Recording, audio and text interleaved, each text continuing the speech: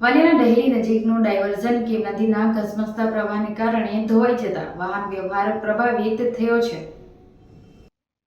વાલિયાથી સુરતના વાડીને જોડતા state highway ઉપર વાલિયાના ડહેલી ગામ નજીક કીમ નદી ઉપર બનાવેલા ડાયવર્ઝન નદીના ધસમસતા પાણીના કારણે ધોવાઈ જતા વાહન ચાલકો મુશ્કેલીનો સામનો કરી રહ્યા છે. વાલિયા અને નેત્રંગ પંથકમાં વરસેલા અનરાધાર વરસાદને પગલે કીમ નદીના નવા નીરના આવક થઈ હતી, જેના પગલે ડહેલી ગામ નજીક સ્ટેટ હાઈવે ઉપર બનાવવામાં આવેલા ડાયવર્ઝન ઉપર સિઝનમાં ત્રીજી વખત પાણી ફરી વળ્યા હતા, ત્યારે વાહન વ્યવહાર બંધ થઈ ગયો હતો. પાણીનો પ્રવાહ વધુ હોવાને કારણે ડાયવર્ઝન ધોવાઈ ગયું છે, જેનાથી વાહન વ્યવહાર થંભી ગયો છે. એક મિનિટ ફરીથી બોલો. કિરણસિંહ કોસાળા, ડહેલી ગામનો વતની.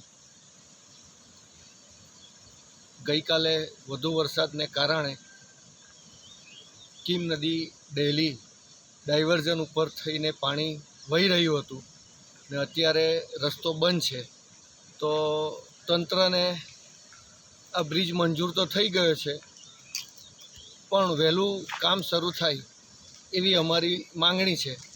કેમ કે આ ડહેલી મુખ્ય માર્ગ મહારાષ્ટ્રને જોડતો છે. 3 થી 4 તાલુકાના માણસો અહીંયા અવરજવર કરે છે. સ્કૂલ છે, સહકારી સંસ્થા કે વેપારી વર્ગના લોકોને આ ઉપયોગી થાય છે. તો આ રસ્તાનું કામ વહેલી તકે થાય ને પુલ બને એવી અમારી ગામ લોકોની માંગણી છે.